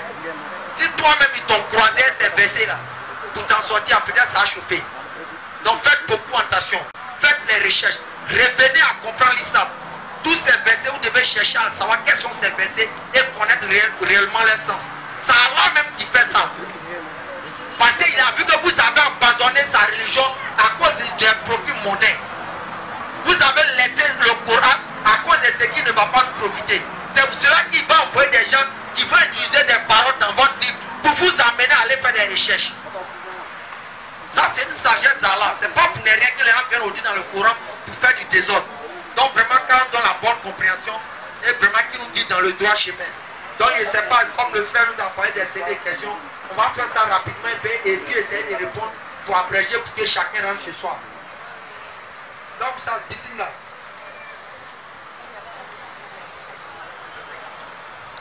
Donc chers parents, je continue pour dire, Muhammad sallallahu alayhi wa sallam continue en nous disant, par rapport à mes prédécesseurs, il dit par rapport aux autres prophètes qui sont venus, je suis comme si quelqu'un a construit une demeure et l'a embellie. Seule la place d'une brique est restée vide. Les visiteurs contemplent la beauté de l'édifice. Disaient, dommage, pourquoi n'a-t-on mis cette brique? Eh bien, je suis cette brique, je suis le dernier des prophètes. Muhammad sallallahu alayhi wa sallam a déclaré cela. Et il dit, je suis avantagé par rapport à mes prédécesseurs par 6 privilèges. J'ai le don d'un culte, dans peu de mots, des sens de grande beauté. La paix pour mes ennemis de moi m'a accordé la victoire. Il m'a été permis de jouir du butin. Toute la terre met un lieu propre pour faire la prière. Vraiment ça dit toute la terre. Allah lui a autorisé qu'on peut prier là-bas. C'est ainsi que les musulmans prient dans les endroits qu'ils veulent. Et il continue pour dire, mon message est universel. Je crois toute la prophétie. Le paradis est interdit à tout prophète. Écoutez, ça choque les gens. Moi, ça me dit quoi? Le paradis est interdit à tout prophète avant que je n'y entre. Moi, ça me dit tous les prophètes. Excusez, tous les prophètes. Aucun d'entre eux ne va rentrer au paradis avant que lui ne mette son pied là-bas. Et il continue pour dire, il est aussi interdit à toute nation avant ma nation. Ça veut dire les musulmans, malgré qu'ils sont la dernière communauté à venir, ils seront les premiers à rentrer avant les autres communautés. Et il continue comme Jésus l'a dit, les derniers seront les premiers. Donc pour vous dire, c'est un peu ça en quelque sorte. Alhamdulillah Rabbil Alamin. On remercie le frère Ekra Abdallah et le frère Kofi Ibrahim pour les interventions. Vraiment, nous édifiés par les propos et par des preuves. Voilà, nous avons tous vu, nous édifiés par des propos et par des preuves. Donc, j'espère que chacun de vous a pu noter les preuves. Au cas où demain, il y a des questions qu'on vous posera demain, vous pourrez répondre avec les preuves. Donc, Inch'Allah, on va passer à la série de questions rapidement. Il y a tellement de questions qu'on m'a posées, c'est sur 2 feuilles, mais j'ai possiblement que 5. Parce que nous sommes pris par le temps. Nous sommes pris par le temps, donc j'ai juste 5. Et puis si j'ai juste pris que 5 questions, voilà, donc que à la facilité. Donc on a le frère Ouattara Abdallah qui pose cette question. Il dit certains de nos frères chrétiens nous disent que l'apôtre Jean, lorsqu'il a fait son évangile, a déclaré comme ça que après son évangile, il ne faut plus croire une autre révélation venue après son évangile. L'apôtre Jean, Paul, excuse-moi, Paul, pardon, excuse-moi, Paul, c'est Paul. L'apôtre Paul dit qu'après son évangile, il ne faut plus croire un autre enseignement et un autre prophète venu après. Que pouvez-vous dire? Que pouvez-vous dire selon la Bible? Voilà. Est-ce que c'est vrai ou est-ce que c'est faux? Voilà. Donc il rappelle, vous avez seulement que 2 minutes pour répondre aux questions. Après nous sommes pour parler du temps. Voilà. Ok. Alhamdulillah. Nous remercions d'abord le frère qui a posé la question. Il va le passer, c'est Galates chapitre 1 à partir du verset 7 à 8. Si je ne me trompe pas. Paul dit, si un an des cieux vous porte un autre évangile qui est contraire à ce que moi je vous enseigne, Vous prenez cela comme un anthème, n'est-ce pas? C'est-à-dire, soit maudit. D'accord? C'est Paul qui a dit ça, c'est pas Jésus qui a dit ça. Mais Paul, ce qui me plaît chez lui, tout ce qu'il dit là, il explique. D'abord, Paul est avec quelqu'un, il s'appelle Barnabas. Barnabas, lui et Paul, les deux travaillaient ensemble. Mais il y a quelque chose qui s'est passé entre eux, ils sont séparés. Qu'est-ce qui s'est passé réellement entre Barnabas et puis Paul? Ils n'ont pas expliqué. Sinon, Paul a dit, même si un an des cieux vous apporte un autre évangile, ne croyez pas. Il soit anathème. Maintenant, on voit dans Apocalypse 14, verset 6. Dieu le confond, il envoie notre message qui est éternel à travers un ange. Maintenant, ce qu'il lui a dit là, Dieu fait la réplique. C'est Dieu qui fait la réplique pour dire à Paul, ce qu'il t'a dit là, c'est pas moi. Donc Dieu aussi a envoyé un ange. Comme il a invoqué l'ange, Dieu a envoyé l'ange Gabriel. Le message universel qui vient après Jésus qui est dans Apocalypse 14, verset 6, et Dieu a donné par un ange, et l'ange va venir apporter ça à qui? À un être humain. Donc ce qui Paul a dit, Dieu le confort. Apocalypse 14, verset 6. Lui, il a dit dans Hébreu 1, verset 7 à 8. Donc, si cela est vrai, il n'y a pas de problème. Comme c'est Dieu même qui dit, il ment. Parce que lui, il a dit, si un ange vous apporte notre évangile, et Dieu envoie notre ange pour dire à Paul, qu'est-ce qui s'est passé réellement entre toi et puis Barnabas. Mais ils n'ont pas expliqué ce qui s'est passé. Mais s'il était en l'islam, on allait trouver qu'est-ce qui s'est passé réellement entre les deux. Parce que l'évangile de Barnabas contredit Paul. Mais comme ce n'est pas le thème d'aujourd'hui là, c'est ça. Attaque mur. Donc, Inch'Allah. Ok, donc j'ai lu le chapitre. Comme je fais déjà une historique, l'Apocalypse c'est quoi? Le dernier livre de la Bible. Et c'est on peut dire c'est la dernière révélation que Dieu a donnée à Jésus pour transférer ça à Jean, pour expliquer les choses qui vont arriver à la fin des temps. Donc c'est venu après celle de Paul. Et dans Apocalypse 14, verset 6 nous dit, je vis un autre ange qui volait au milieu du ciel. Il avait un évangile éternel pour annoncer aux habitants de la terre. Donc vous comprenez ce passage pour montrer que ce que Paul a dit est archi faux. Donc bismillah. Alhamdulillah, Inch'Allah, on espère que les frères ont répondu à la question du frère. Ok, nous allons passer à la deuxième question. Elle est donnée par El Hadj Kulbani Mouri, qui nous pose cette question et demande, est-ce qu'un chrétien, quel que soit son degré de spiritualité, peut espérer au paradis? Est-ce qu'un chrétien, quel que soit son degré de spiritualité, peut espérer au paradis? C'est la question du frère. Vous avez 2 minutes pour répondre. Merci. Ok, alhamdoulilah. Rien que la vérité. Allah subhanahu wa ta'ala dans le Coran chapitre 3 à partir du verset 85. Quiconque désire une autre religion autre que l'islam, il ne sera point agréé. Agréé plutôt, il sera dans l'au-delà parmi les pétants.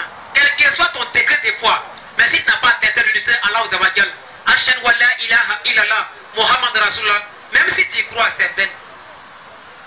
La clé du paradis, tu dois tester que Allah est le créateur et Muhammad est son prophète. Rapidement pour dire quoi? Lorsque nous sommes dans cet testament, 1 Samuel chapitre 8, verset 7 à 8, Dieu dit à prophète Samuel, oh Samuel, écoute la-bas de peuple, tout ce que moi te dit. Quand ce n'est pas toi, il rejette, c'est moi, il rejette. Donc celui qui donne toi à Muhammad, même si les croix de Jésus, c'est 0. Donc c'est la réponse qui est là. Allahu Akbar. Allahu Akbar. Quand on donne la bonne compréhension. Rapidement, pour un additif, parce que Jésus a dit dans Jean chapitre 15, verset 22, il parlait aux Juifs. Il dit, si je n'étais pas venu et que je ne vous ai pas parlé, vous n'aurez pas péché. Mais puisque je suis venu et que je vous ai parlé, vous n'avez pas cru, vous êtes déjà jugé. C'est-à-dire quoi, les Juifs faisaient croire à Jésus qu'eux, ils ont la Torah, ils ont l'évangile, ils ont la Torah, ils s'en foutent de ce qui vient devant. Jésus dit, je suis venu, j'ai parlé. Même si vous croyez en tout ce qui est derrière et que vous ne m'écoutez pas, c'est 0. C'est ainsi que Mohamed Sassan, quand il est arrivé, si on ne croit pas en ce qu'il a dit, c'est aussi archi faux et 0 pour nous. Allahu Akbar. On donne la bonne compréhension. Inch'Allah, on va passer à la troisième question. Il y a tellement de questions, je pense que c'est une question. Le frère Ganamé Suleiman, c'est sa question. Il demande, il dit, j'ai prie, mais je n'arrive pas à arrêter les interdits de Dieu.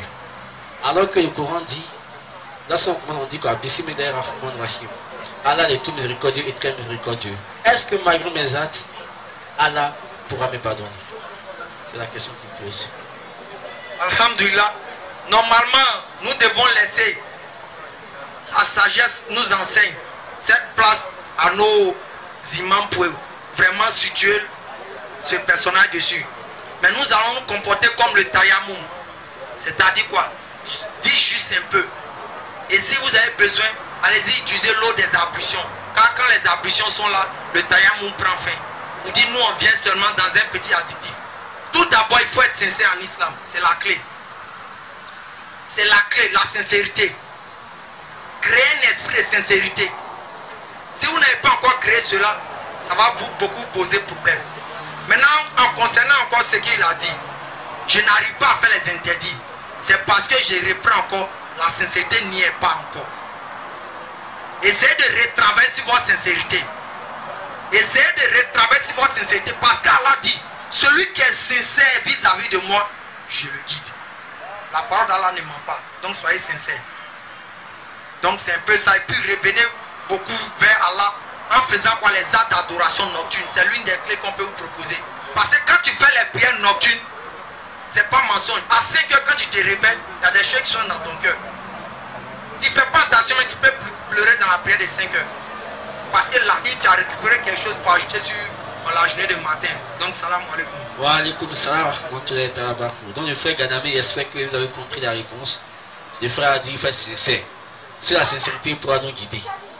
Ok, avant de passer aux deux dernières questions, j'aimerais que vous donniez le micro au frère qui est juste à côté. Il veut poser sa question, mais il demande de le faire au micro. Donc, le frère, vous avez seulement que 1 minute pour poser votre question. Donc, alhamdulillah, merci pour ça. Bon, au fait, je voulais poser au moins 2 petites questions rapidement. On est tous ici pour connaître la vérité. Bon, il y a des frères chrétiens souvent, dans leur également, ils prennent quelques versets du Coran qu'ils ont pour habitude de prendre. Donc, je vais prendre ça rapidement. Ils disent, il n'y a personne parmi vous qui ne passera pas par l'enfer, il sera là une sentence irrévocable pour mon Seigneur. Ils prennent ça souvent aussi pour bloquer un peu quelques musulmans. Maintenant, pour prouver aussi l'unicité de Jésus, ils disent aussi, Jésus dit, je suis le chemin, la vérité, la vie, nul ne pas au Père sans passer par moi. Et ils disent en même temps que Jésus dit, si tu m'as vu, tu as vu le Père. Donc si vous pouvez expliquer un peu rapidement aux autres frères musulmans, Inch'Allah. Ok, alhamdulillah, Surat 19, le verset 71, où on dit, il n'y a personne parmi vous qui ne passera pas par l'enfer. Cela est une sentence irrévocable de ton Seigneur. Tout d'abord, je prends un exemple palpable. Je ne vais pas aller d'abord dans le même verset qui est répété dans la Bible. Je vais directement sur un exemple palpable. Je suis actuellement ici. Je dis à mon frère se trouve à Koumassi et se trouve à Djamé. Je lui dis donc, frère, j'arrive chez toi là-bas. Il dit, mais tu as venu comment? Je dis, bon, il est passé par la lagune et prié. Je pose la question, est-ce que c'est dans la lagune, il est descendu pour passer? Hein? Immédiatement, je m'imagine une chose, que c'est sur quelque chose, je passerai. N'est-ce pas? Et on nous a dit dans notre tafsir, ça veut dire cela, ça veut dire ceci. Mais regardez encore le français qui est dit. On dit, il n'y a personne parmi vous qui ne passera pas par. On n'a pas dit dans. On dit pas, c'est pas dans. Donc déjà, tu peux déjà facilement justifier ça. On n'a pas dit dans l'enfer, on dit par l'enfer. Quand on dit par l'enfer, c'est forcément par quelque chose on traverse. Ce n'est pas Dieu dans l'enfer. Maintenant, ce verset, vous pouvez le retrouver dans la Bible, dans Marc chapitre 9, le verset 48 à 49, où on dit, tout le monde passera par le feu de la souffrance et sera purifié. Vous l'avez où ça? Marc 9. Car tout homme sera salé du feu. On dit car tout homme sera salé du feu. Dans d'autres versions de la Bible, on dit tout le monde passera par le feu de la souffrance et après sera purifié. Donc, au verset 44. Bon, ils peuvent vérifier ça là-bas, comme on est pris par le temps. Vous prenez Marc 9, le verset 44 jusqu'à 48 là-bas. Vous allez comprendre ça. Maintenant, nous revenons pour dire, dans le Coran même, les versets du haut expliquent le passage du milieu. Quand vous remontez un peu plus haut, Dieu est en train de parler de quoi? Des mécréants. Quand on va arriver dans cette zone, il y a d'autres qui vont être récupérés et d'autres resteront. C'est comme chose. Dieu, pour nous montrer que le paradis, on l'a gagné de façon chère. Il faut qu'il nous montre que si tu étais sur terre, tu avais désobéi, voici où tu iras. Donc quand tu rentres au paradis, ta joie est encore immense. C'est comme le bac ou le PPC. Quand j'ai bossé dur et beaucoup de souffrance, et que le résultat, je m'en vais voir, je me sens comment? Heureux. Mais quand j'ai vu tout, il y a vu tout le résultat là. Quand je gagne, est-ce que le résultat est le même? C'est un peu en quelque sorte. Maintenant, tu as touché Jean 14, le verset 6, où Jésus a dit, je suis le chemin, la vérité, la vie. Nul ne vient au Père qu'en passant par moi. Oui, ce passage est vrai et véridique. Quand Jésus dit, je suis le chemin, pas un chemin, c'est vrai. Mais ce passage doit s'expliquer à la lumière de la mission de Jésus. On n'explique pas ça en vain. On explique ça à la lumière de la mission de Jésus. Parce que les Juifs pensaient que quoi? Même si Jésus est là, il n'est pas là où eux vont rentrer au paradis.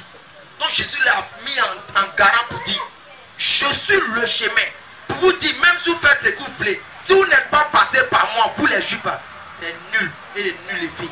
Maintenant il a dit, celui qui m'a vu a vu le Père. Ça c'est un sens figuré. C'est pas dans un sens propre. Parce que s'il dit que celui qui m'a vu a vu le Père, si c'est au sens littéral, ça contredit Jean chapitre 5, le verset 37, où Jésus dit, personne n'a jamais vu un Dieu, ni encore entendu sa voix. Mais Jésus a été vu. C'est un sens figuré pour dire quoi? Lorsqu'on voit l'ambassadeur de la Côte d'Ivoire en France, quand on le voit, on voit quoi? La Côte d'Ivoire. On voit la Côte d'Ivoire comment? Au sens que quoi? Il est le dépositaire des lois de la Côte d'Ivoire et il arrive à gérer les choses. Donc il est le représentant, mais pas au sens physique. Parce que si l'ambassadeur est mort, la Côte d'Ivoire existe et le président est. Mais si Jésus est mort, Dieu est. Et Dieu ne meurt pas. Donc c'est un peu ça en quelque sorte. Ok, donc pour vous dire quoi, chers parents, c'est un peu en quelque sorte ce qu'on a voulu partager avec vous ce soir. Nous, c'est ici, c'est comme vous avez vu un peu en tenue, ça c'est le groupe Nourdin Jama. La grande majorité, nous sommes des convertis. Dans le langage, comme on le dit, il y a quelques djoulas, comme on le dit. Sinon, la grande majorité, il y a Atié, il y a Ébrié, il y a Togolais, tout ça. C'est des jeunes convertis. C'est le mouvement qui est là, qui est disponible pour vous. Vous pouvez aller sur notre page en Facebook, Nourdin Jama, ou bien vous allez sur YouTube, vous tapez Nourdin Jama, vous verrez nos vidéos, souvent des débats des pasteurs, ou bien souvent les échanges et les prêches. Vous pouvez aussi nous inviter dans des différents lieux si vous en avez besoin. On viendra partager la parole d'Allah ensemble. Et que vraiment, qu'Allah nous guide dans le droit chemin, qu'il nous pardonne nos fautes. Et si nous avons pris votre temps, qu'Allah nous pardonne à cela. Et vraiment qu'il fasse en sorte que tous ici rentrent chez eux à la maison dans de bonnes conditions et qu'il nous pardonne et qu'il éclaire les cœurs des gens à l'islam. La question suivante. La dernière question parce qu'il s'est fait tard. Hein? La dernière question parce qu'il s'est fait tard. Ah, ok. Bon, il demande pardon aux frères. Aller à 2 minutes. Il ne faut pas dépasser parce que juste 2 minutes pour répondre aux questions rapidement. Donc là, il y a un frère qui demande de ne pas dire son nom. Sa question est, est-il permis à un musulman de consommer la nourriture d'un non-musulman pendant les fêtes de Noël? Oui ou non et pourquoi? Est-il permis à un musulman de consommer la nourriture d'un frère non-musulman pendant la Noël? Si oui, pourquoi? Sinon, pourquoi? Les frères, j'insiste, vous avez seulement que 2 minutes pour répondre à la question. Juste 2 minutes. Merci. Ok, alhamdoulilah. Nous remercions toujours Allah. D'abord, l'islam, ce n'est pas la religion des prisonniers. En fait, des voisinages, l'islam, moi, je ne joue pas avec. Même un musulman, avant de jouer musique chez toi, il faut demander permission à tes voisins d'abord. Mais ils sont musulmans. Donc ton voisin a droit chez toi. Quand tu prépares, tu as droit de servir à ton voisin, n'est-ce pas? Même s'il va te mettre dans le poubelle, ce n'est pas ton problème. Mais son droit là, tu dois donner. Même si il est chrétien, par exemple, jour de Tabaski ou bien Ramadan, de fois, il te donne la nourriture. Mais est-ce qu'eux aussi là-bas, on dit nous avons maintenant nourriture? C'est vite fait ça. Mais quand on prépare, on dit ah, c'est sacrifice, il ne faut pas manger. Mais à d'autres, le monde ne mange pas. Donc c'est comme ça. Mais après des voisinages là, l'islam n'est pas venu briser ça. Elle est très importante, l'islam. Maintenant, ce qui est plus important, Dieu, c'est l'intention. Est-ce qu'un musulman, par exemple, qui prend son enfant là, j'étais poulet pour fêter Noël, là, c'est consommé. Il n'a pas pris l'intention de fêter, mais on t'a donné une nourriture, tes voisins. Après ça, vous êtes toujours ensemble, tu peux manger. Mais Dieu même sait que toi, tu n'as pas pris l'intention de fêter. Vous comprenez? Mais si toi, tu prends l'intention, moi aussi, vous comprenez. Ah, mais tu n'as pas de vie. Quand tu es 5 fois, vous ne mangez pas, j'étais poulet, on va manger là, c'est consommé là. Mais si on t'a donné une nourriture, Dieu même sait que toi-même, tu ne fêtes pas. Mais comme ça fait des voyages, tu peux manger la nourriture. Tu peux bismillah rahman rahim. Tu t'es pas bien et puis tu es tranquille. Là, comment? C'est Allah qui nourrit. Donc c'est un peu ça. C'est pas ça, mais c'est un peu couper ça. C'est Allah qui nourrit. Inch'Allah.